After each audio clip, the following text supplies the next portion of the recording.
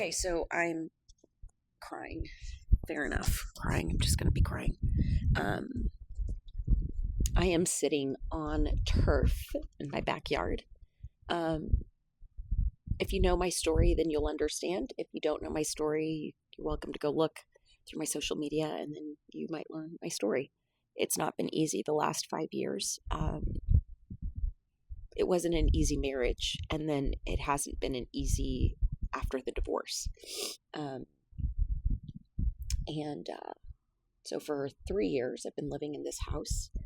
I have to sell it because I can't afford it anymore. And I'm taking it all in stride, right? Because that's what I have to do, not because I want to. I've been placed the last 5 years in situations where I don't really have a say. Survival, and trying to protect the boys from knowing, and trying to keep normalcy, and trying to establish safety, and trying to just do all of these different things. And this week I decided 5 years ago, I wrote a book, and I've co-authored in 2 books before. Michael was co-author, not co-author, he was the co-editor for me, but I've been co-author in 2 books, long time ago. But this book I wrote 5 years ago, and then my life flipped upside down, unexpectedly in many ways, and I never got the book out. And so for some reason last week, going into the weekend, I don't know what took place, but something in me where I said, I'm going to put the book out. I'm going to put it out. And every time I talk about my situation, I know, and I've come to peace, that I might lose the boys. I understand. For speaking truth. And yet I know it's still the right thing to do, because I'm being true to myself. I'm being truthful about the situation, and I'm trying to help other people have hope that A, people can make a difference in the world, and B, that change will come if enough of us are brave enough to speak, even if it means that we lose our kids. It's family court for you. So I had posted, because I need to sell the house, painting the bathroom myself, but for 3 years, the backyard has been dirt because I can't afford landscaping, and because of the mortgage payment, and then just the court fees and all the things, right? I pay child support, just blah, blah, blah. And so every day that I walk into my home, there's these big slider doors. And so when I was listing my house last year, trying to sell it, all you saw is the dirt in the backyard. And that's like, some people want it, but yet you don't want it in a picture. Does that make sense? But outside of that, so for 3 years, I have made it a point for my home to feel safe inside for me and the kids. It's our safe space. And but every time I look at the backyard, it always reminds me of everything that's been taken away, and that even when I work 2 jobs, still can't get the backyard, right? And it's a feeling of defeat.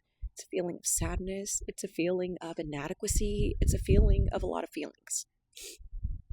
And so every day when I wake up to the moment I go to bed, I just know of the dirt backyard. And so several months ago, one of the neighbors was selling leftover turf from their backyard for dirt cheap, like $4.50. I was like, done, sold, because I just was having faith, like, okay, I'll be able to afford it, right?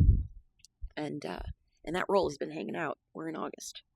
It's been hanging out at least 6 months. So I posted, because I'm like decluttering the closet. I've been working on that book, and that book is really helping do some internal healing that I don't even see on the forefront. It's just happening internally, which has been great for me this week. And I had just finished, I'd posted this week about the turf, and one of my neighbors, she was like, hey, my husband and some of the guys from church, I'm going to get them to help. And she did. They came over this evening. So I just finished the last of the edits, very last of the edits. And then they came like 5 minutes later. But one of the edits I had done was I shared about the fact that the backyard, the dirt backyard, because it's a pain point for me. And then I got on, and 5 minutes later they got here, and again, I just knew, okay, the turf's getting rolled out. That's all. And I haven't told the boys or anything, but um, they brought the turf over, they rolled it out, and then when they left, and you're left there, standing on the grass, or looking out your window. And I will tell you what, I never realized plastic grass could give that reaction, but it's so much more than that to me. It's I have stayed faithful this whole time. I have not wavered from my faith with the Lord. I've not been angry at him. And I know I could, by standard, could, but I don't. And I understand things are lessons, and I understand that things are getting taken away because there's going to be a greater purpose, and I just keep staying faithful. And then I have these moments where you get the grass, and I just finished the book. I just finished it 5 minutes before they got here, and I thought, okay, you're doing the right thing. You're doing what you feel the conviction to do, and in doing that, the Lord is showing up for you. We still have to sell a house. That doesn't change.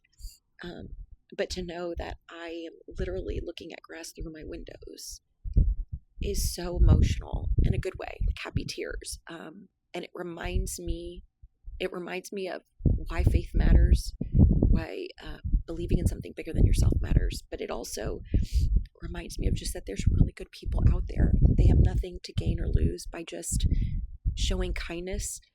And in my situation, it's like they remind me that the Lord has not forgotten us and has not forgotten me through all of this shit show, that he's remaining faithful. So anyways, I wanted to share that. By the time you guys see this, it'll be the following week, because on Wednesdays they do like Wednesday wisdom and just lessons learned. I think I'm going to use this one as my lesson learned, because I just posted today the one from last 7 days. So now this one will be this 7 days. I don't know that anything else will top this one. So anyways, I see you. I love you. You matter to me. And with that, I'll talk to you soon. Bye.